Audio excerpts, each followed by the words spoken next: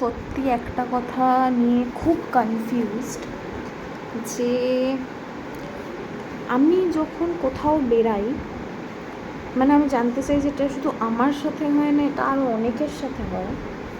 আমি যখন কোথাও বেরাই, আমার পাড়ার এরকম একটা না একটা কোনো মহিলা, বললে তো আমি জেন্ডার ডিসক্রিমিনেট করে দেবো, এটা মহিলা পুরুষ নির্বিশেষে কেউ না কেউ থাকে যে এসে আমাকে জিজ্ঞাসা করবে, কী রে কোথায় যাচ্ছিস?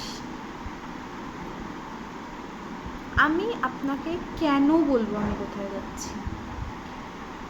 আর এটা তো তাও ঠিক আছে, আমি যাচ্ছি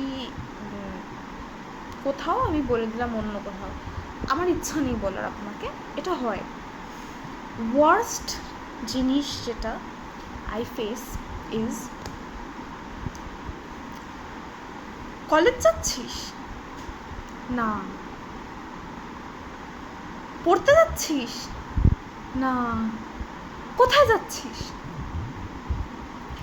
যখন কলেজ যাচ্ছিস কথাটায় আমি না বলে দিয়েছি, তারপর আমি আর কিছু বলিনি, তার মানে এটাই যে আমি আপনাকে বলতে ইন্টারেস্টেড না। কাকিমা বুঝুন, ব্রেন দিয়েছে তো ভগবান, সব বুঝতে পারেন, বয়স হয়েছে, মেলা বয়স হয়েছে, বুঝুন।